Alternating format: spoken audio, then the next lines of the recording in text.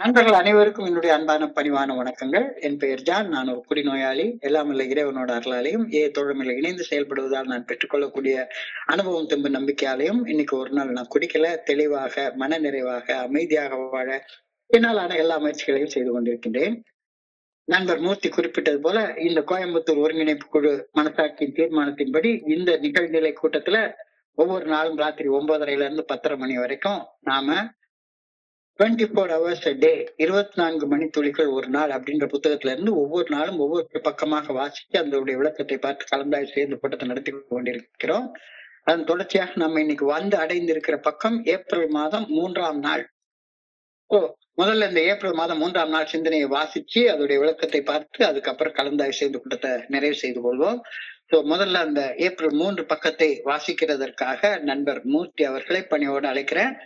நண்பர் மூர்த்தி, over to you. April மாதம் 3ஆம் தேதி. நன்றி. நன்றி சார், நன்றி. 24 hours a day ஆங்கில புத்தகத்தின் தமிழாக்கம் 24 மணித்துளிகள் ஒரு நாள். ஏப்ரல் 3ஆம் தேதி. ஏஏ தோழமையின் இன்றைய சிந்தனை. என்னுடைய குடி நாட்களில் நான் முழுவதுமாக தன்னலத்துடன் மட்டுமே வாழ்ந்து கொண்டிருந்தேன். என்னை பற்றியே முதலிலும் முடிவிலும் சதா சர்வ காலமும் சிந்தித்துக் கொண்டிருந்தேன்.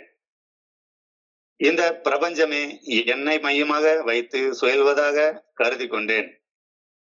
முந்தைய நாள் குடித்திருந்த மதுவின் மிதமிஞ்சிய போதையின் எச்சத்துடன் அடுத்த நாள் காலை கண் விழித்து எழுந்தபோது என்னுடைய ஒரே ஒரு சிந்தனை போதையின் அதி பயங்கரமான விளைவில் இருந்து உடனே எவ்வாறு வெளியேறுவது என்பதாகத்தான் இருந்தது. இன்னும் ஒரு கோப்பை மது அருந்துவது மட்டுமே என்னை தற்காலிகமாக அந்த பயங்கரத்திலிருந்து வெளியேற்ற வல்லது என்றே தோன்றியது. எனவே மது அருந்துவதை விட்டுவிடுவது இயலாத ஒன்றாகவே தோன்றியது. என் தன்னலத்திற்கு அப்பாற்பட்டு என்னால் சிந்தித்து பார்க்க முடிந்ததே இல்லை. அடுத்த குடியை பற்றியே எனது அவசர தேவைதான் அடுத்த குடியை பற்றியே எனது அவசர தேவையாகத்தான் பெரியதாக தோற்றமளித்தது. என் தன்னலத்தை கடந்து இன்று என்னால் சிந்தித்து பார்க்க முடிகிறதா? இன்றைக்கான தியானம். உண்மையான வாழ்வு வாழ்வதற்கு அடிப்படை தேவை பணி செய்து கிடப்பதுவே என்பதை நான் எப்பொழுதும் நினைவில் கொண்டிருக்க வேண்டும். ஒரு கோணத்தில் சிந்திக்கையில் இறையருட் பேராற்றலே மிகப்பெரிய பணியாளராக செயலாற்றுவது தெரிய வருகிறது. ஏனெனில் நம்மால் அழைக்கப்படுவதற்காக இறையருட் பேராற்றல் சதா சர்வ காலமும் காத்துக்கொண்டே இருக்கிறது. இறைவனது ஆற்றல் நமது பயன்பாட்டிற்கு எப்பொழுதும் உண்டு. ஆனால் நாம் நமது சொந்த விருப்பத்துடன் இறையருட் பேராற்றலிடம் உதவியை நாட வேண்டும். ஆற்றல் இறைவன் நமக்கு அளிக்கும் ஒரு இலவசமான கொடை. ஆயினும் அந்த ஆற்றலை நாம் நமது முழுமையான விருப்பத்துடனும் உண்மையுடனும் நாட வேண்டும். பணி செய்து கிடந்து வாழ்வதுவே நம் வாழக்கூடிய வாழ்க்கையில் எல்லாம் தலை சிறந்த வாழ்க்கையாகும். நம் சக மனிதர்களுக்கு பணி செய்யவே நாம் இந்த உலகத்தில் படைக்கப்பட்டுள்ளோம். நமது வாழ்வின் உண்மையான மதிப்பின் தொடக்கமும் பணி செய்து கிடப்பதிலேயே அமைந்துள்ளது. இன்றைக்கான பிரார்த்தனை. எல்லா நல்ல செயல்களிலும் இறையருட் பேராற்றலுடன் நான் ஒத்துழைத்து செயல்பட வேண்டுமென அன்புடன் வேண்டுகின்றேன். இறையருட் பேராற்றலுக்கும் என் சக மனிதர்களுக்கும் பணி செய்வதால் பயனுள்ள மகிழ்ச்சியான ஒரு வாழ்வை நான் வாழ வேண்டுமெனவும் பணிவுடன் வேண்டுகின்றேன். நன்றி சார், நன்றி. Welcome sir. நன்றி மூர்த்தி, நன்றி மூர்த்தி, நன்றி மூர்த்தி. நண்பர்கள் அனைவருக்கும் என்னுடைய அன்பான பணிவான வணக்கங்களை மீண்டும் ஒருமுறை தெரிவித்துக் கொள்றேன். என் பெயர் ஜான். நான் ஒரு குடிநோயாளி. எல்லாம் வல்ல இறைவனோட அருளாலையும் தோழமையில இணைந்து செயல்படுவதால் நான் பெற்றுக்கொள்ளக்கூடிய அனுபவம் தெம்பு நம்பிக்கையாலையும் இன்னைக்கு ஒரே ஒரு நாள் நான் குடிக்கல, தெளிவா மன நிறைவா அமைதியா வாழ என்னாலான எல்லா முயற்சிகளையும் செய்து கொண்டிருக்கின்றேன். இன்றைக்கு செல்ஃபிஷ்னஸ், தன்னலம் பற்றிய ஒரு சிந்தனை கொடுக்கப்பட்டிருக்கிறது. நான் குடிக்கிற காலத்துல கட்டுப்படுத்த முடியாம உடல் அளவுல குடிக்கிறதுக்கும் கட்டுப்படுத்த முடியாம ஒரு செயல் அடிமையாக கஷ்டப்படுத்துற ஒரு செயலை திரும்ப திரும்ப திரும்ப திரும்ப செஞ்சு ஒரு செயல் அடிமையாக ஒரு அடிக்டாக வாழ்றதும், அதுக்கான காரணம் என் மனசுல ஆழமாக வேரூன்றி போயிருந்த தன்னலம் மற்றும் தன்முனைப்பு ஆகியவற்றின் வெளியே தெரியக்கூடிய அறிகுறிகள் அப்படின்னு ஃபெலோஷிப்ல வந்துதான் நான் தெரிஞ்சுக்கிட்டேன். நான் குடிக்கிறது தான் என்னுடைய பிரச்சனை அப்படின்னு நினைச்சிட்டு இருந்தேன். ஆனா ஏஎல் என்ன சொல்றாங்க, கட்டுப்பாடு இல்லாம குறிக்கிறது என்னுடைய பிரச்சனையோடைய வெளியே தெரியக்கூடிய அறிகுறி மட்டும்தான். பிரச்சனை ஆழமாக உள்ளுக்குள்ளார மறைஞ்சிருக்கு அப்படின்ற ஒரு கருத்தை இங்க சொல்றாங்க. Physical drinking, physically being addicted to something is just an external manifestation of some deep-rooted defects in character. எனக்குள்ளார ஆழமாக வேரூன்றி போயிருக்கிற குணக்கோளாறுகளின் வெளியே தெரியக்கூடிய சின்ன அறிகுறி தான் என்னுடைய அடிக்ஷன், என்னுடைய ஆல்கஹாலிசம், எல்லாமே என்னுடைய குடிநோய் அல்லது வேற எதுக்காவது அடிமைப்பட்டு இருக்கிற செயல் அடிமைத்தனம், இது எல்லாத்துக்கும் எல்லாமே என்கிட்ட வெளியே தெரியக்கூடிய சின்ன அறிகுறிகள் மட்டும்தான். சிம்டம். நோயுடைய காரணங்கள் உள்ள இருக்குது. இந்த நோயுடைய காரணங்களை டிஃபெக்ட்ஸ் இன் கேரக்டர் அப்படின்னு சொல்றாங்க. குணக்கோளாறுகள், டிஃபெக்ட்ஸ் இன் கேரக்டர். அதுனா என்ன அப்படின்னா, குணக்கோளாறுகள் they are rooted in selfishness and self centredness அப்படின்னு சொல்றாங்க. செல்ஃபிஷ்னஸ் அப்படின்னா தன்னலம், செல்ஃப் சென்டர்ட்னஸ் அப்படின்னா தன்னையே மையமாக வைத்து வாழக்கூடிய ஈகோ ஆர் தன்முனைப்பு. ஈகோன்ற வார்த்தைக்கு நான் தன்முனைப்பு அப்படின்ற அர்த்தத்தை நான் எடுத்துக்கிறேன். தன்னையே மையமாக வைத்து வாழக்கூடிய ஒரு மனநிலை, இதுதான் எனக்குள்ளார குணக்கோளாறுகளை உண்டாக்கி விடுது. So selfishness and self-centeredness that we think is the root cause of all our troubles. தன்னலம், தன்முனைப்பு, தன்னையே மையமாக வைத்து சிந்திக்கும் அந்த தன்முனைப்பு, ஈகோ, இதுதான் நம்முடைய பிரச்சனைகள் எல்லாத்துக்கும் ஆணி வேறாக அமைஞ்சிருக்கிறது அப்படின்ற கருத்தை ஃபெலோஷிப்குள்ளார வந்ததுக்கு அப்புறம் தான் நான் தெரிஞ்சுக்கிட்டேன். தோழமை பரிந்துரைக்கக்கூடிய 12 படிகள் அடங்கிய மீட்படையும் செயல் திட்டத்தை எல்லாரும் ஒரு செல்ஃபிஷ் ப்ரோக்ராம் அப்படின்னு சொல்லுவாங்க. ஆரம்ப காலகட்டத்துல ஒரு செல்ஃபிஷ் ப்ரோக்ராம் அப்படின்னு சொல்றாங்க. என்னடா இது, ஒரு பக்கம் selfishness and self centredness are the root cause of all our troubles, தன்னலம் தன்முனைப்பு மட்டும்தான் என்னுடைய பிரச்சனைகளுக்கு எல்லாம் ஆணி வேர்னு சொல்றாங்க. ஆனா இன்னொரு பக்கத்தை சொல்ற நேரத்துல இந்த 12 படிகள் அடங்கிய மீட்படையும் செயல் திட்டத்தை ஒரு செல்ஃபிஷ் ப்ரோக்ராம் அப்படின்னு சொல்றாங்களே, இதுக்கு என்ன அர்த்தம்? இப்ப செல்ஃபிஷ் ப்ரோக்ராம்னா தன்னலத்துடன் வாழ்வதை கற்பிக்கக்கூடிய ஒரு ப்ரோக்ராம் அப்படின்னு நான் நினைச்சுக்கிட்டேன்னா என்னையோட பைத்தியக்காரன் யாருமே இருக்க முடியாது. அது தவறான அர்த்தம் கொள்வதா. ஆங்கிலத்துல இந்த செல்ஃப் அப்படின்ற வார்த்தைக்கு 2 வகையான அர்த்தங்கள் உண்டு. இந்த செல்ஃப் என்ற வார்த்தைய கேபிட்டல் எஸ் போட்டு கேபிட்டல் SELFன்னு போடுற நேரத்துல அது எனக்குள்ளார இருந்து என்னை இயக்கக்கூடிய ஆன்மாவை குறிக்கக்கூடிய சொல்லாகவும், ஸ்மால் SELFன்னு போடுறப்ப அது என்னுடைய உடலை குறிக்கக்கூடிய சொல்லாகவும் அது பயன்படுத்தப்படுகின்றது. ஸ்மால் SELFன்னு போட்டேன்னா அது என்னுடைய உடலை குறிப்பதற்காக பயன்படுத்தக்கூடிய சொல். அந்த செல்ஃபையே ஸ்மால் எடுத்துட்டு கேபிட்டல் SELFன்னு போட்டேன் அப்படின்னு சொன்னா அது எனக்குள்ளார அருவமாக உள்ள இருந்து என்னை இயக்கக்கூடிய அந்த இறையர் பேராற்றலை குறிக்கக்கூடிய சொல்லாக பயன்படுத்தப்படுகின்றது. சோ செல்ஃபிஷ் ப்ரோக்ராம் அப்படின்னு சொன்னா ப்ரோக்ராம் எனக்குள்ளார அருவமாக உள்ள மறைந்திருக்கக்கூடிய அந்த இறையர் பேராற்றலை, எனக்குள் மறைவா இயக்கக்கூடிய அந்த இறைவனை உணர்வதற்காக பரிந்துரைக்கப்பட்ட செயல் திட்டம் அப்படின்னு நான் எடுத்துக்கொள்ளணும். It is that kind of a selfish programme. இறைவனை உணர்வதற்காக பரிந்துரைக்கப்பட்ட செயல் திட்டம். அப்ப என்னுடைய பிரச்சனைகளுக்கு மூல காரணமாக அமையக்கூடிய தன்னலம் தன்முனைப்பு என்பதை ஆழமாக அறிந்துணர்ந்து நான் நலமாக வாழும் பொருட்டு என்னுடைய தன்னலத்தையும் தன்முனைப்பையும் அழிப்பதற்கான செயல் திட்டம் தான் இந்த தோழமை பரிந்துரைக்கக்கூடிய 12 படிகள் அடங்கிய மீட்படையும் செயல் திட்டம் அப்படின்னு எனக்கு இப்போ அர்த்தம் புரியுது. செல்ஃபிஷ் ப்ரோக்ராம் அப்படின்றதுக்கு இறைவனை உணர்வதற்காக பரிந்துரைக்கப்பட்ட ப்ரோக்ராம் அந்த செல்ஃப் கேபிட்டல் SEL போட்டிருக்கிற செல்ஃபிஷ் ப்ரோக்ராம் அப்படின்ற கருத்தை இப்ப நான் புரிஞ்சு கொள்றேன். என்னுடைய நலனை பற்றி மட்டுமே சிந்தித்துக் கொண்டிருந்து நான் தான் எல்லா இடத்துலயும் மையமாக வாழ இருக்கணும் அப்படின்னு நினைச்சுக்கிட்டே இருக்கிறது தான் என்னுடைய பிரச்சனைகளுடைய ஆணி வேர் ரூட். அதான் நானே எல்லா இடத்துலயும் மையமாக இருக்கணும், சென்ட்ரல் ஸ்டேஜ் எனக்கு தான் கிடைக்கணும், என் மேல மட்டும்தான் லைம் லைட் விழணும், அந்த பிரகாசமான ஒளி எல்லா கூட்டத்திலையும் நான் மட்டும்தான் தனியா தெரியணும் அப்படின்னு வாழ நினைக்கிறது தான் என்னுடைய பிரச்சனையுடைய ஆணி வேர். அதுதான் என் பிரச்சனை அப்படிங்கிறத இன்னைக்கு சொல்ல வர்றாங்க. So AA is not a program which teaches selfishness, but it teaches us self-orientation.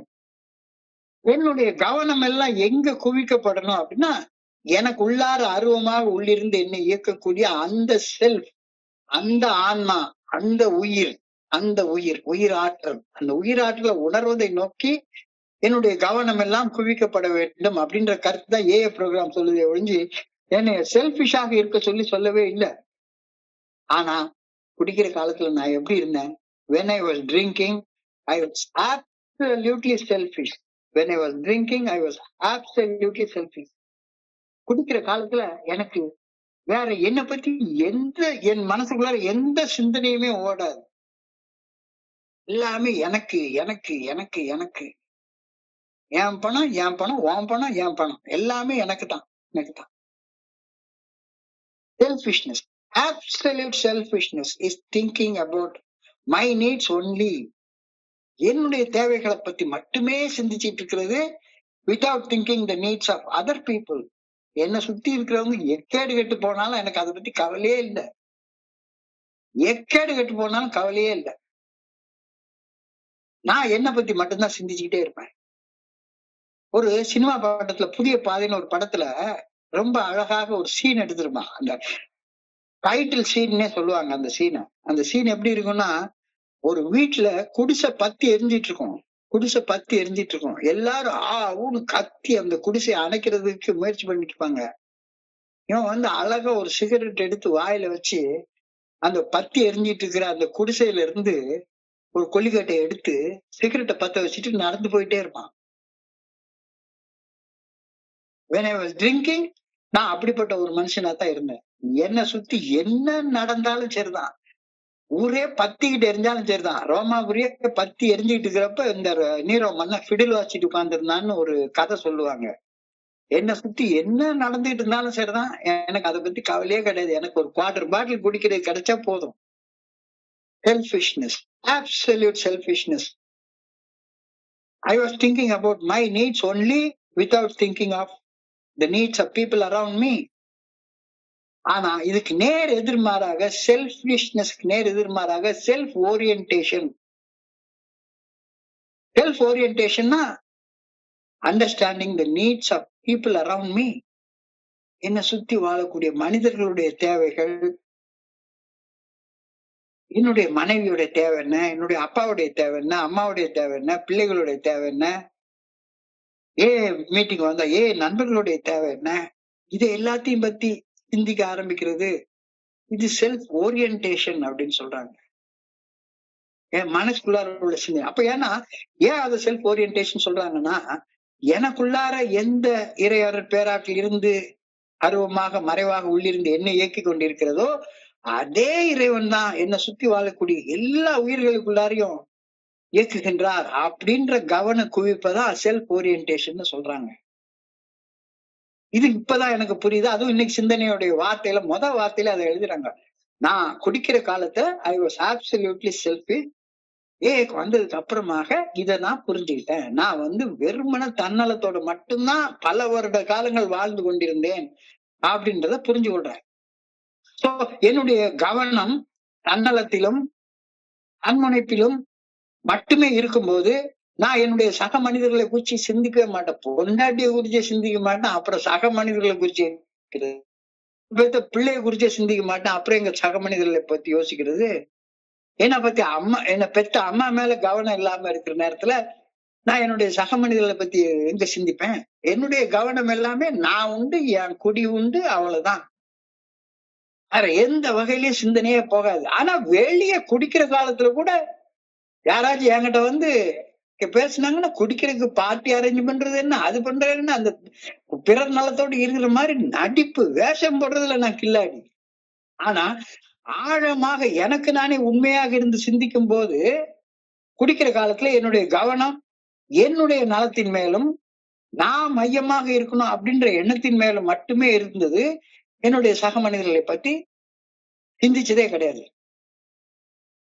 ஆனா இங்க வந்து சொல்றாங்க ஏக்கு வந்ததுக்கு அப்புறமா என்னுடைய படைப்பின் நோக்கமே பணி செய்து கிடப்பது, என் கடன் பணி செய்து மட்டும் கிடப்பது மட்டும்தான் அப்படின்ற படைப்பின் நோக்கத்தை அறிந்துணரும் போது, தன்னலம் தன்மனைப்பின்றி பணி செய்யும் போது என்னுடைய கவனம் இப்போ என் மேல இல்லாம படைப்பின் நோக்கத்தின் மேல குவிக்கப்படுகின்றது.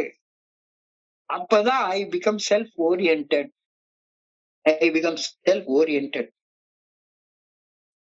இப்போ ப்ராப்ளம் எங்க இருக்குன்றது அழகா சொல்றது. The problem is not in having self interest, but the problem is if I always put my own self interest above everything else, it destroys relationships, impairing the mental attitude. And the mental attitude தான் it is very essential for healthy interpersonal relationship. நான் அடிப்படையிலேயே நான் வேர்லயே கொண்டு போய் வெந்நியத்துக்கு ஊத்திடுறேன். எனக்கு self interest இருக்கக்கூடாது அப்படின்னு சொல்லவே இல்லை. எனக்கு உள்ளார இறைவன் இருக்கிறார், அந்த இறைவனை உணரணும் அப்படின்ற அந்த படைப்பு நோக்கத்தின் மேல எனக்கு இன்ட்ரெஸ்ட் இருக்கக்கூடாதுன்னு சொல்லவே இல்லை. ஆனா எப்ப பார்த்தாலும் சரிதான், என் உடம்புக்கும் என் மனசுக்கும் என்ன பிளஷரை கொடுக்கலாம், என்ன சுகத்தை கொடுக்கலாம் அப்படின்றத குறிச்சு மட்டுமே நான் சிந்திச்சிட்டு இருக்கும்போது என்னுடைய தன்னலத்தை பெற்ற நலத்துக்கு முன்னால வச்சு சிந்திச்சிட்டு இருக்கும்போது என்னை சுத்தி இருக்கக்கூடிய எல்லா உறவுகளையும் நான் செதைச்சு சின்ன பின்னப்படுத்தி வீணாக்கப்படுறேன். என்னுடைய அம்மா கூட ஒரு மீனிங்ஃபுல் ரிலேஷன்ஷிப் இல்ல, ஒரு அர்த்தமுள்ள உறவு முறை இல்ல, பொண்டாட்டி கூட இல்ல, பிள்ளைகள் கூட இல்ல, யாரு கூட இல்ல. ஆனா இந்த உலகத்துல நான் நிம்மதியா வாழணும் அப்படின்னா, ஒரு ஆரோக்கியமான ஒரு வாழ்க்கை வாழணும் அப்படின்னா அது இன்டர்பர்சனல் ரிலேஷன்ஷிப். ஏன்னா லைஃப் இஸ் ஃபண்டமெண்டலி இன்டர்டிபெண்டன்ட். நான் எல்லாரும் இந்த உலகத்தை சார்ந்துதான் வாழ்ந்தாகணும். இப்போ உலகத்துடைய பொது நலத்தை என்னுடைய தன்னலத்துக்கு முன்னால வைக்கணும் நான். ஆனா நான் எப்பவுமே உலகத்துடைய பொது நலத்தை என்னுடைய தன்னலத்துக்கு பின்னால வச்சுதான் வாழ்ந்துட்டு இருந்தேன். ஸோ என்னுடைய சராசரி மனுஷ மனம் ஆசைப்பட்டுக்கிட்டே இருக்குது.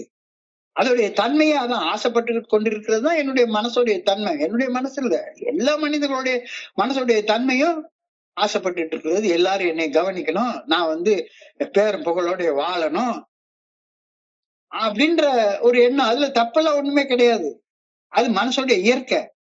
ஆனால் எனது ஆசைகளை, எனது தன்னலத்தை என்னுடைய சக மனிதர்கள் அனைவரின் பொது நலத்திற்கு முன்வைத்து செயல்படுவதுதான் பிரச்சனை. எனக்கு ஒரு செல்ஃப் இன்ட்ரெஸ்ட் இருக்கிறதுல பிரச்சனையே கிடையாது.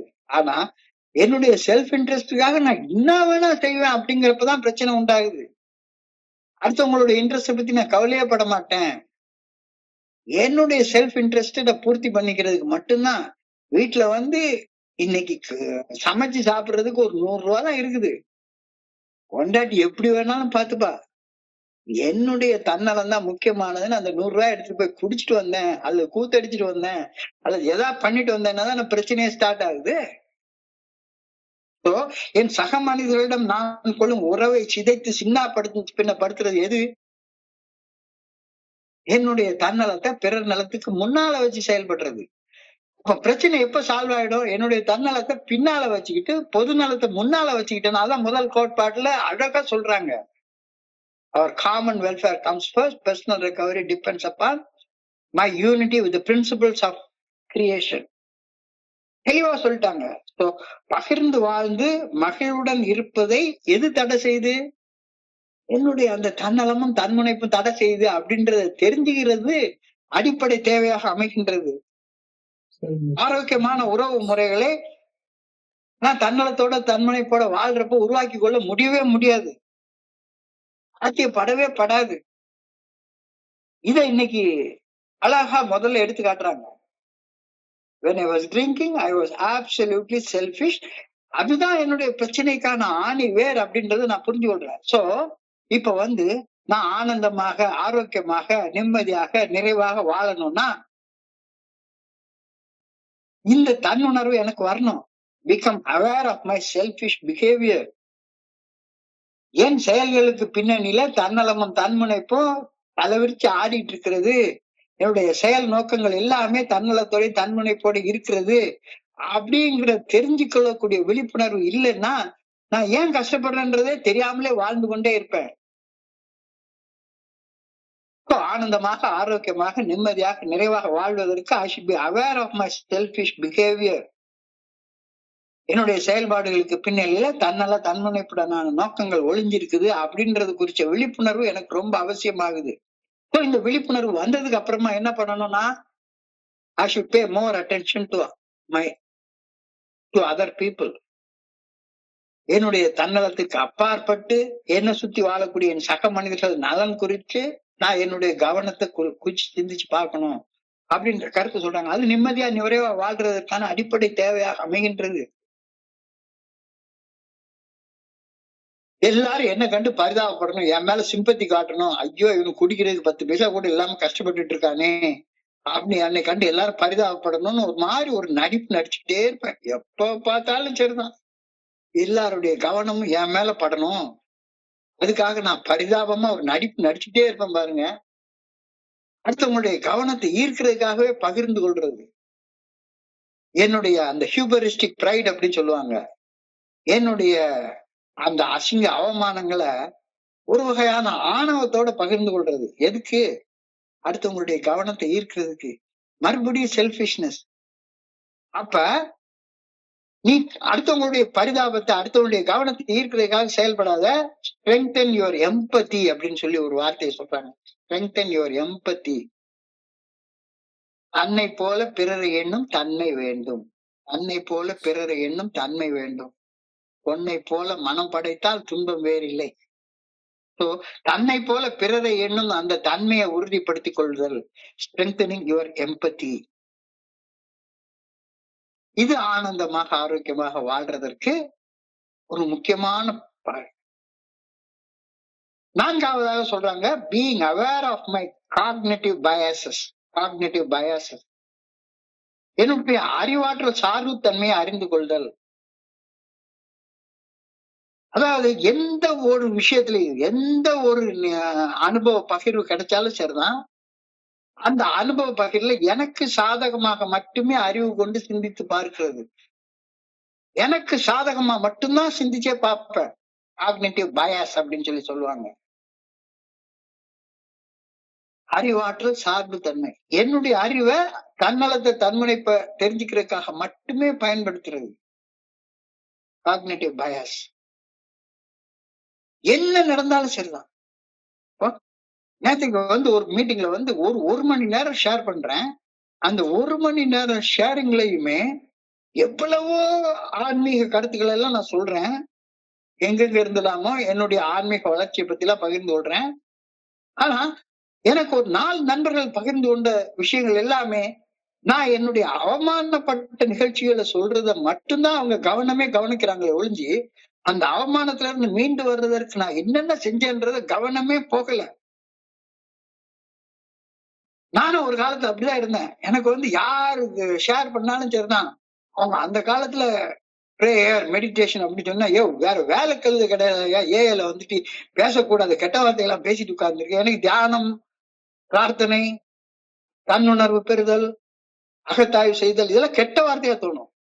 ஆனா என்னுடைய அறிவாற்றல் நான் எதற்கு பயன்படுத்திக்கிறேன் அப்படின்னு சொன்னா, அடுத்தவங்க தன்னலமாக வாழ்ந்து செய்த தவறுகள், அந்த தவறுகள், அவங்களுடைய அவமானங்கள், இதுதான் என்னை ஈர்க்கும். அந்த பகிர்வுகளை பகிர்றதுக்காக மட்டும்தான் நான் ஐஏக்கு வர்றேன்னே நானே நினைச்சுப்பேன். இப்ப அதை நீ அவேர் பண்ண, அது உன்னுடைய செல்ஃபிஷ் பிஹேவியர் அப்படின்றத புரிஞ்சுக்கோ அப்படின்னு சொல்றாங்க. Being aware of your cognitive biases. என்னுடைய அறிவாற்றல் சார்பு தன்மையை அறிந்து கொள்ளுது. அறிவு வந்து அதை பத்தி மட்டும்தான் சிந்திக்குது. தெரிஞ்சுக்கிட்டதுக்கு அப்புறமா வாலண்டியராப்பா, நீ வந்து உன்னுடைய அவமானத்தை அடுத்தவங்களை கவர்றதுக்காக மட்டுமே பேசாத. மனமு வந்து பணி செய்ய ஆரம்பி. பணி செய்தெல்லாம் என்ன? நான் என்னுடைய அவமானத்துல இருந்து எப்படி நல்ல நிலைக்கு கடந்து வந்தேன் அப்படின்ற அனுபவங்களை பகிர்ந்து கொள்றதுதான் பணி செய்தல். பணி செய்தல்னா உட்காந்து சாம்பார சர்வ் பண்ணிட்டு அந்த பணியை சொல்லல. பணி செய்தல்ன்றதுக்கு ஒரு வித்தியாசமான அர்த்தம். மனம் வந்து தானாக முன் வந்து பணி செய்தல். பீயிங் கிரேட்ஃபுல், நன்றி உணர்வுடன் இருத்தல். ஆண்டவன் எனக்கு உயிரோட வச்சிருக்கிற அப்படின்ற நன்றி உணர்வுடன் இருத்தல். நன்றின்னா என்ன? நன்றிக்கு வித்தாகும் நல்ல ஒழுக்கம் அப்படின்றத அறிந்து செயல்படுதல். அப்ப இந்த விஷயங்கள் 6 விஷயங்கள் முக்கியமா நான் தெரிஞ்சுக்கிட்டேன்னா, becoming aware of my self behaviour, paying more attention to other people, strengthening my empathy, being aware of my cognitive bias, voluntarily serving others by sharing my experiences, strength and hope, being grateful. நன்றிக்கு வித்தாகும் நல்ல ஒழுக்கத்தோட வாழ்றதுதான் நன்றியோட வாழ்றது. நான் நன்றின்னா தேங்க்யூன்னு சொல்றதுதான் நன்றின்னு நினைச்சிட்டு இருந்தேன். தேங்க்யூன்னு சொல்லி அடுத்தவங்களுடைய அந்த உபகாரத்தை பெற்றுக்கொள்வதற்காக மறுபடியும் தேங்க்யூன்ற வார்த்தையை கூட செல்ஃபிஷாவே பயன்படுத்திட்டு இருந்தேன். இதையெல்லாம் இப்ப தெரியுது. Becoming aware of my selfish behaviour ரொம்ப முக்கியமான வார்த்தை. என் செயல்களுக்கு பின்னணியில தன்னலமும் தன்முனைப்பும் மட்டும் இருக்குது. என்னுடைய செயல் நோக்கங்கள் எல்லாமே தன்னலத்தோடையும் தன்முனைப்போடையும் மட்டும்தான் இருக்குது அப்படின்ற அவேர்னஸுக்கு நான் வந்து அடையிறது எவ்வளவு முக்கியமானதுன்ற சொல்றாங்க. இன்னைக்கு அந்த வார்த்தை எழுதிருக்காங்க. I was always thinking of myself first, last and always. Left, right and centre அப்படின்னு சொல்லுவாங்க இங்கிலீஷ்ல ஒரு வீடியோ. லெஃப்ட், ரைட் அண்ட் எல்லா திசையிலையும் லெஃப்ட், ரைட், சென்டர் எல்லாமே என்ன பத்தி மட்டும்தான். இன்னைக்கு அதே இன்னொரு வகையில சொல்றாங்க. I was always thinking of myself first, last and always. முதல்ல, முடிவுல, எல்லா நேரத்திலயும் என்ன பத்தி மட்டும்தான் நான் யோசிச்சுட்டே இருந்திருக்கேன். என்னை மையமாக வைத்து இந்த பிரபஞ்சம் சுழல்கின்றது அப்படின்னு நானே நினைச்சிட்டு இருக்கேன். எல்லாத்துக்கும் சென்டரே நான் தான்யா. என்ன சுத்திதான் எல்லாமே நடந்துட்டு இருக்கு. என்ன சுத்திதான் இந்த மீட்டிங் நடந்துட்டு இருக்கு. வேலையில போனா என்ன சுத்திதான் இருக்கு. நான் இல்லைன்னா அந்த வேலையே கிடையாது. ஏகப்பட்ட லஞ்சம் வாங்கியிருப்பான். ஆனா வெளியே போடுற வேஷம் நான் தான் உத்தம புருஷன். ஒரு பைசா ஒருத்தர்ட்டையும் நான் டீ கூட வாங்கி கொடுக்க மாட்டேன். ஒருத்தர்கிட்ட டீ கூட வாங்கி கொடுத்ததே கிடையாது. ட்ரீட்மெண்ட் சென்டர்ல போய் ஷேர் பண்ண போவேன். அங்க போய் நான் டீ வாங்கி கொடுத்தது கிடையாது, தண்ணி வாங்கி குடிச்சது கிடையாது. ஆனா அங்க போய் நான் 100 பேரை கூட்டி கொண்டாந்து ஏஐல சேர்த்தேன்னு தலைக்கு மேல ஒரு கிரீடத்தை தூக்கி மாட்டிப்பேன். Selfishness, self centredness. இதுதான் என்னுடைய பிரச்சனை. I was always thinking of myself first, last and always. எவ்வளவு அழகான வார்த்தை எழுதிக்காரு. First, last and always. Left, right and centre எல்லா நேரத்திலையும் சிந்தனை முழுக்க என்ன சுத்தியே இருக்கும். இந்த மையத்தை மாத்தி ஒவ்வொரு நாள் காலையில கண் விழிக்கும் போது முதலாக என் சிந்தனைய என்ன மனசுல வருது, பார்த்தாலும் என்ன பத்தி மட்டும்தான் யோசிக்கிறேன். அந்த சிந்தனை தான் அந்த நாள் முழுவதும் நான் செயல்படும் விதத்தையே நிர்ணயம் செய்கின்றது அப்படின்னு அழகா சொல்றாங்க. It is always said that the first drink does the damage. முதல் குடி மோசம் செய்யும் அப்படின்னு சொல்றாங்க. ஆனா மோசம் ஆரம்பிக்கிறது மோசம் செய்யும் முதல் குடியை பற்றிய முதல் சிந்தனை. More damage is done by the very first bad thought. More damages are done by the very first bad thought. மோசம் செய்வது முதல் குடி அப்படின்றது உண்மைதான். ஆனாதான் முதல் குடியை குடிப்பதற்கு காரணமாக இருக்கக்கூடிய முதல் சிந்தனை, இல்லை செயல் அடிமையாக செயல்பட வைக்கக்கூடிய அந்த முதல் சிந்தனை தானே மோசத்தையே ஆரம்பிச்சு வைக்குது. குடிக்கிற காலத்துல காலையில எழுந்த உடனே அந்த ஹேங் ஓவர், முந்தின நாள் மிதமிஞ்சி குடிச்ச குடியோடைய அயற்சி அது இருந்துகிட்டே இருக்கும். அது இருந்துட்டே இருக்கிறப்ப முதல்ல எடுத்த உடனே எனக்கு வர்ற தாட்டு, the first thought, எப்படி இந்த டெரிபிளான ஹேங் ஓவர்ல இருந்து விடுபடுறது, இந்த டெரிபிளான ஹேங் ஓவர்ல இருந்து விடுபடுறது. I felt about what I could do to make myself feel better. தலைவலிக்குது, என்ன பண்ணலாம்? இரவு முழுவதும் ஒரு செயல் அடிமையாக ஏதோ ஒரு செயல் அடிமைத்தனமான செயலை செஞ்சுட்டு தூங்குற நேரத்துல காலையில கண் விழிச்ச உடனேயே முந்தின இரவு செய்த செயல் அடிமைத்தனம் உருவாக்கியுள்ள போதையின் எச்சம், போதையின் மிச்சம் இருப்பதை தவிர்க்கவே முடியாது. எனவே நான் மிக மோசமாக கனவு கண்டு ஒரு நடுக்கத்தோடு தான் கண்ணு விழிப்பேன். கண்ணு விழிச்ச உடனேயே என்னுடைய மடல் நடுக்கத்தை, என்னுடைய உடல் நடுக்கத்தை, என்னுடைய கை நடுக்கத்தை நிறுத்துறதுல என்னுடைய கவனம் முழுக்க போகும், என்னுடைய கவனம் முழுக்க குவியும். அந்த செயல் அடிமைத்தனத்தை செய்தால் உடல் நடுக்கம் குறையும் அப்படின்னு என்னுடைய மனசு நினைக்கும். முந்தின நாள் ஃபுல் பாட் குடிச்சிருக்கேன், எல்லாம் நடுங்குது, தலையெல்லாம் வலிக்குது, வாமிட் எடுக்கிற மாதிரி வருது, என்னென்னமோ பண்ணுது. உடனே எனக்கு என்ன தோணுது, இந்த கை நடுக்கத்தை, இந்த ஹேங் ஓவரை எப்படியாச்சும் அதுல இருந்து வெளியே வரணும்னு தோணுது. மனசு என்ன நினைக்குது, இன்னும் ஒரே ஒரு பெக்க போட்டா இந்த ஹேங் ஓவர்ல இருந்து வெளியே வந்துடலாம் அப்படின்னு நினைக்குது. ஆனா தற்காலிகமான விடுதலையே அது கொடுக்குது. காலையில எழுந்த உடனே அதே செயலை செய்யறது, ராத்திரி முழுக்க உட்கார்ந்து போன் பிக்சர் பார்த்துட்டே இருக்கிறது. காலையில எழுந்த உடனே மறுபடியும் அப்படியே பயங்கரமான கனவோட எழும்புவேன். எழும்பின உடனே காலையில எழும்பின உடனே காலங்காத்தால செய்யற கர்மம் முடிச்ச வேலையும் அதே வேலையா இருக்கும். And the only thing I could think was liquor, மது குடிக்கிறது அல்லது வேற ஏதாச்சும் அதே மாதிரி செயல் செய்யறது. காலங்காத்தாலே அந்த திங்க் வந்துடும், அந்த தாட் வந்துடும், அந்த சிந்தனை வந்துடும்.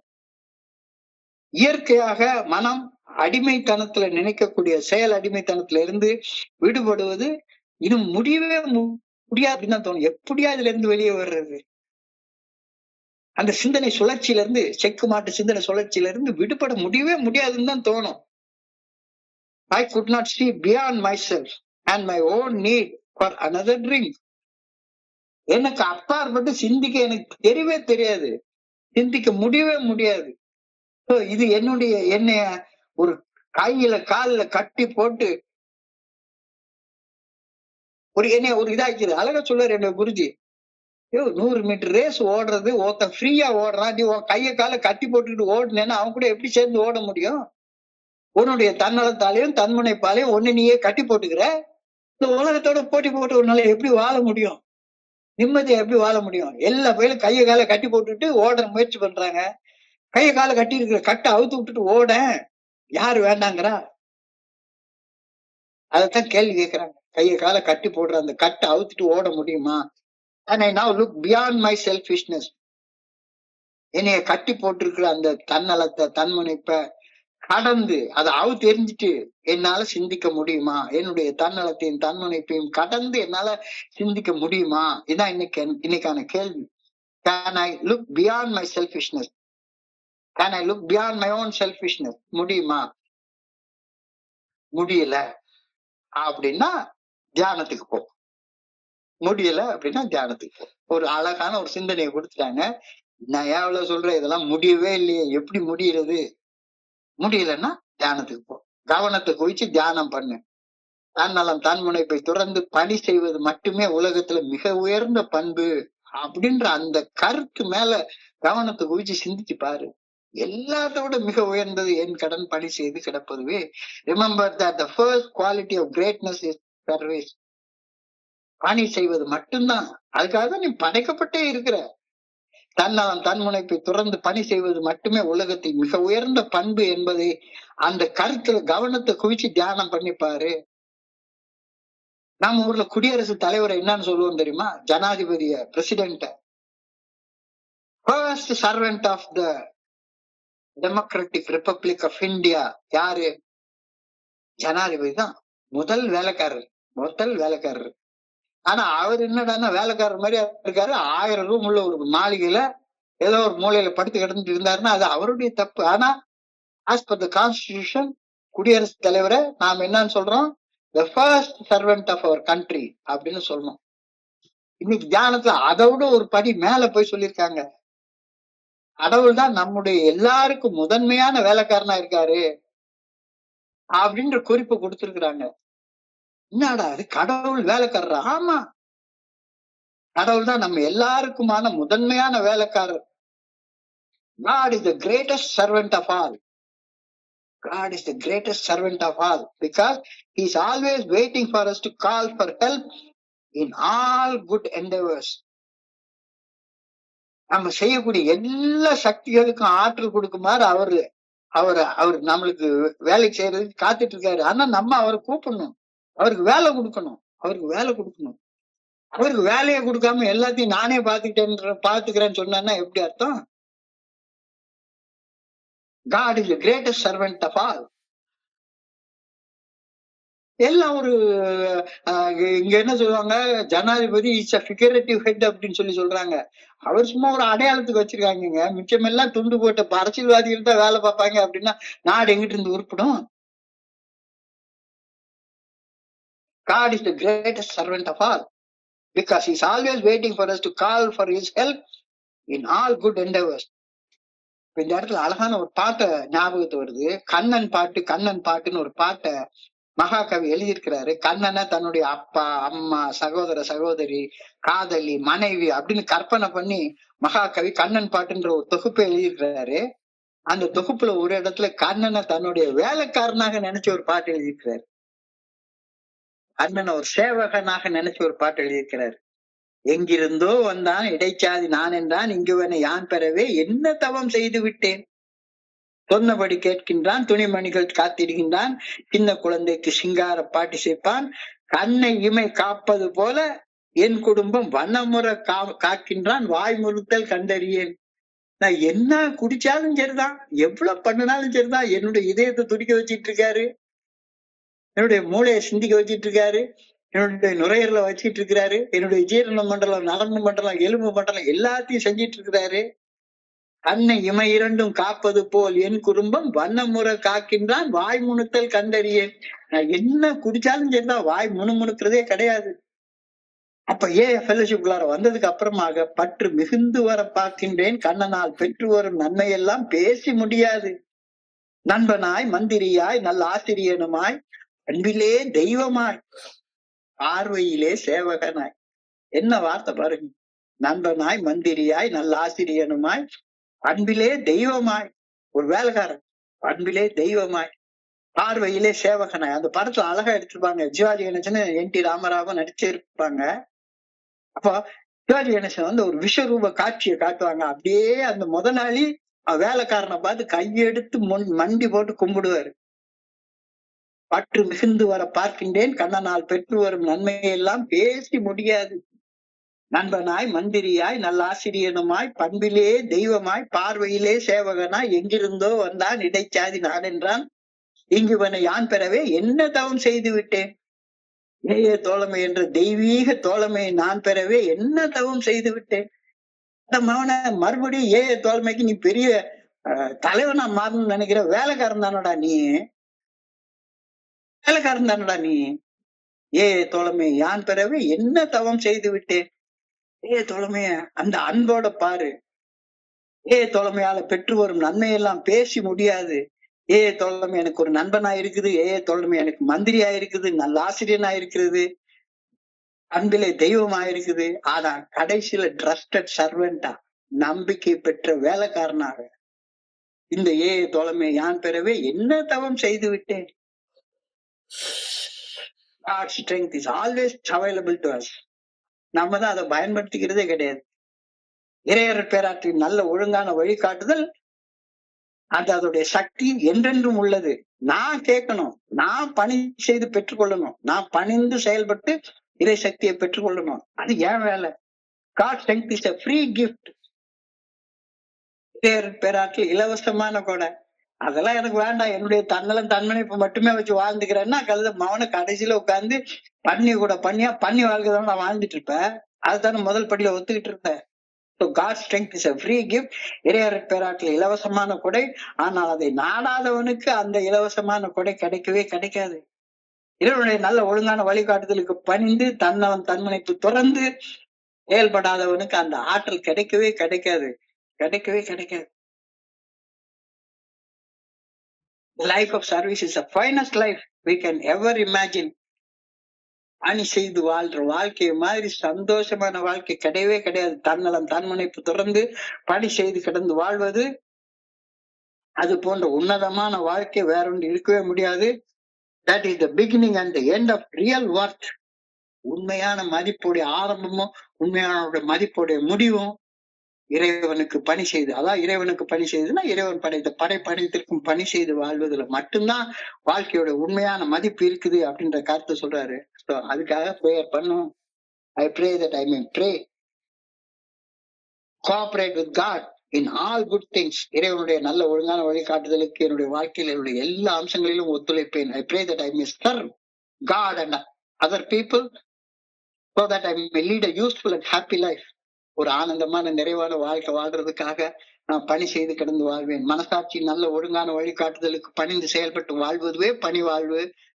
அதுதான் ஆற்றல் மிக்க வாழ்வு, அதுதான் சக்தி மிக்க வாழ்வு, அதுதான் அமைதியான வாழ்வு, அதுதான் நிம்மதியான நிறைவான பயனுள்ள வாழ்வு. அந்த வாழ்வு எனக்கு வேணும்னு ஆண்டவனை வேண்ட மறுபடியும் உட்கார்ந்து அதே பண்ணி மாதிரி சேர்த்துக்குள்ளார எனக்கு என்ன எனக்கு என்ன எனக்கு என்னன்னு வாழ்ந்துட்டே இருக்காரு. ஸோ அழகாக சிந்திச்சு பார்ப்போம். ஒரு சின்ன ரீகேப். என்னுடைய பிரச்சனைக்கான காரணம் என்ன? நான் என்ன நினைச்சிட்டு இருக்கேன், குடிக்கிறது தான் பிரச்சனை, குடிக்கிறது நிறுத்திட்டா என் பிரச்சனை எல்லாம் தீர்ந்து போயிடும் அப்படின்னு நினைக்கிறேன். ஒரு அடிக்ஷன் இல்லைன்னா இன்னொரு அடிக்ஷன் வந்து சேர்ந்துடும். சாராய கடைக்கு அடிக்டடா போயிட்டு இருந்த நீ இப்ப ஏஎம் மீட்டிங்க்கு அடிக்டடா வர ஆரம்பிச்சிருவ. நான் சர்வீஸ் பண்றேன் எல்லாரும் என்னைய பார்த்து பாராட்டணும் அப்படின்ற பாராட்டுக்கு அடிக்டடா மாறி போயிடுவேன். ஏதாச்சும் ஒரு அடிக்ஷன் உள்ளார போயிடுவேன். சோ உன்னுடைய பிரச்சனை உன்னையே மையமாக வைத்து சிந்தித்து கொண்டிருக்கிறதா உன்னுடைய பிரச்சனை. Absolute selfishness. இந்த செல்ஃபிஷ்னஸ் செல்ஃப் ஓரியன்டா மாத்து. அந்த ரெண்டு வார்த்தை ஸ்மால் SEFLF எழுதுறது வந்து உடலை குறிக்கக்கூடிய சொல். அந்த ஸ்மால் எஸ் எடுத்துட்டு கேபிட்டல் எஸ் போட்டோம்னா அது உடலை இயக்கக்கூடிய இறையர் பேராட்டலை குறிக்கக்கூடிய சொல். இறைவனை உணர்வதை நோக்கி செயல்படக்கூடிய அந்த ஓரியன்டேஷனுக்கு வா. என் கடன் பணி செய்து கிடப்பதுமே அப்படின்ற படைப்பின் நோக்கத்தை முடிஞ்சுக்கோ. உனக்கு செல்ஃப் இன்ட்ரெஸ்ட் இருக்கிறதுல பிரச்சனை கிடையவே கிடையாது. ஆனா என்னோட இன்ட்ரெஸ்ட் மட்டும்தான் நிறைவேறணும் அப்படின்றதுதான் பிரச்சனை. அப்படி ஆனந்தமான வாழ்க்கை வாழ்றதுக்கு first become aware of your selfish behaviour. Pay attention to the other people's behaviour. உன்னுடைய தன்னலம் தன்முனைப்பு என்கிட்ட இருக்கு அப்படின்றத அறிந்து ஒப்புக்கொள். உன்னை சுத்தி வாழக்கூடிய சக மனிதர்கள், அது எங்க வீட்டுல இருந்து ஆரம்பிக்கிட்டோம். பொண்டாட்டி, புள்ள, அப்பா, அம்மா, கூட பிறந்தவங்க, அவங்க நண்பர்கள், இவங்கிட்ட இருந்து ஆரம்பிக்கிட்டோம். என்னுடைய தன்னலத்துக்கு அப்பாற்பட்டு என்னுடைய சக மனிதர்கள் நலன் குறித்து கவனத்தை குறித்து சிந்தித்தல், ஸ்ட்ரெங்தனிங் யுவர் எம்பத்தி, தன்னை போல பிறரை என்னும் தன்மை, அதை வளர்த்துக்கோ. Being aware of your cognitive biases. இந்த வார்த்தை இன்னைக்கு புதிதான வார்த்தை, காக்னேட்டிவ் பயாசஸ். என்னுடைய அறிவாற்றல் சார்பு தன்மை. என்ன நிகழ்ச்சி நடந்தாலும் சரிதான், அதை என்னுடைய தன்னலத்துக்காக நான் வந்து யூஸ் பண்ணிக்கிடுவேன், என்னுடைய தன்முனைப்புக்காக யூஸ் பண்ணிக்கிடுவேன். எனக்கு கோயம்புத்தூர்ல ஒரு வாய்ப்பு கொடுக்குறாங்க அப்படின்னா உடனே நான் தான் எல்லாத்துக்கும் பெரிய ஆள் அப்படின்ற மாதிரியாக எனக்குள்ளார என்னுடைய காக்னேட்டிவ் பயாஸ் வந்து அப்படி ஆகி போயிடும். அப்படியே பயன்படுத்திக்குவேன். அப்படி இல்லாம வாலண்டியரா கரெக்டா என்னுடைய வேலை செஞ்சிட்டு இருக்கிறது மட்டும்தான் அப்படின்னு நினைச்சிட்டு கரெக்டா 9:30 மணிக்கு மீட்டிங்க்கு வா. ஒரு ஒழுக்கத்தை உனக்குள்ளார கொண்டு வா. இவ்வளவு பெரிய வாழ்க்கை ஆண்டா கொடுத்துட்டான் அப்படின்னு நன்றியோட யோசிச்சு பாரு. ஒன்ன மையமாக வச்சு இந்த பிரபஞ்சம் சொல்லவே இல்லை, கடவுளை மையமாக வச்சு இந்த பிரபஞ்சம் சொல்லலுது. So can I look beyond my own selfishness? பார்க்க முடியுதா, சிந்திக்க முடியுதா? முடியலன்னா remember that the first quality of greatness is service. அப்படின்றால் பணி செய்து கிடத்தல். என் கடன் பணி செய்து கிடத்தல். அப்பதான் என்னுடைய குருஜி சொன்ன ஞாபகம் வருது. எஸ், ஒரு நாட்டுடைய உயர் பதவியில இருக்கக்கூடியவங்க தான் அந்த நாட்டுடைய முதல் வேலைக்காரங்க. இன்னைக்கு சிந்தனையில அழகா சொல்றாங்க, நம்மளுக்கு எல்லாம் வேலைக்காரராக கடவுளே இருக்கிறார். God is the greatest servant. ஏன்னா அவரு உனக்கு வேலை செய்யறதுக்காக காத்துக்கிட்டே கிடக்குறாரு. நீதான் அவரை உபயோகப்படுத்திக் கொள்ளணும். கடவுளை வேலைக்காரனா யோசிக்கிறாரு. இந்த பாட்டு, பற்று மிகுந்து வர பார்க்கின்றேன், கண்ணனால் பெற்று வரும் நன்மையெல்லாம் பேசி முடியாது. நண்பனா இருக்கிறாரு, மந்திரியா இருக்கிறாரு, நல்ல ஆசிரியனா இருக்கிறாரு, பண்பிலே தெய்வமாக இருக்கிறாரு. ஆனா பார்வையில ஒரு வேலைக்காரனா இருக்கிறாரு. இது எல்லாம் ஏஐல இந்த குவாலிட்டிஸ் எல்லாம் பாக்குறேன். எங்கிருந்தோ வந்தாங்க 2 பேரும் என் வீட்டுக்கு. நாங்கெல்லாம் ஏஐ மெம்பர்னு சொல்லிக்கிட்டாங்க. அவங்க 2 பேரும் என்னுடைய வாழ்க்கையில என் வீட்டுக்கு வர்றதுக்கு என்ன தவம் நான் செஞ்சிருக்கணும்? ஏஐ தோழமையை நான் பெற்றுக்கொள்வதற்கு என்ன தவம் செய்து விட்டேன்? God strength is always available. இறைவனுடைய நல்ல ஒழுங்கான வழிகாட்டுதலின் சக்தி என்றென்றும் உள்ளது. ஆனா நான் கேட்டு பணிந்து செயல்பட்டு அதை பெற்றுக்கொள்ளணும். The life of service is the finest life.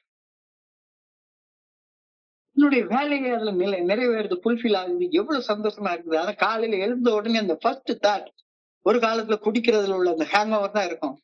இன்னைக்கு காலையில எழுந்த உடனேயே இன்னைக்கு ராத்திரி ஒரு மீட்டிங் இருக்கு, அந்த மீட்டிங்ல நம்ம என்ன பகிர போறோம், என்ன செய்தி நமக்கு கொடுக்கப்பட்டிருக்கிறது, அது தினமும் நம் சிந்தனைக்கா இருக்கட்டும் அல்லது 24 hours டேயா இருக்கட்டும், எதா இருக்கட்டும், அதை எடுத்து படிச்சு முதல் சிந்தனையே என்னை சரியான திசையில கொண்டு போகுது. மனசாட்சி நல்ல ஒழுங்கான வழிகாட்டுதலுக்கு பணிந்து செயல்பட்டு வாழ்வதுவே பணி வாழ்வு. அந்த பணி வாழ்வுல ஆற்றல் இருக்கு, அமைதி இருக்கு, நிம்மதி இருக்கு, நிறைவு இருக்கு, யூஸ்ஃபுல்னஸ் இருக்கு, பயன் இருக்கு, சக்தி இருக்கு. அந்த வாழ்வு வாழணும்னு ஆண்டவனை வேண்டிக் கொள்றேன். அற்புதமான சிந்தனையை கொடுத்திருக்கிறாங்க. இன்றைய பகுதியை படிக்கிறப்ப என் மனதை கடன் சென்ற சிந்தனைகளை உங்க கூட பகிர்ந்து கொள்ள இந்த நல்ல வாய்ப்பு உருவாக்கி கொடுத்த இந்த குழுவிற்கு என்னுடைய மிக பணிவான நன்றிகளை தெரிவித்துக் கொள்றேன். இதுவரைக்கும் பொறுமையாக கேட்ட ஒவ்வொரு நண்பருக்கும் என்னுடைய பணிவான நன்றிகள். இந்த இரவு பொழுது நண்பர்களுக்கு இனிமையான இரவாக அமைய இறைவனை பணியோடு வேண்டிக் கொள்கின்றேன். நன்றி நன்றி நன்றி நன்றி நன்றி நன்றி. வாழ்க வையகம், வாழ்க வளமுடன். Thank you very much. Thank you very much. Over to you, Chokkalingam. Thank you so much.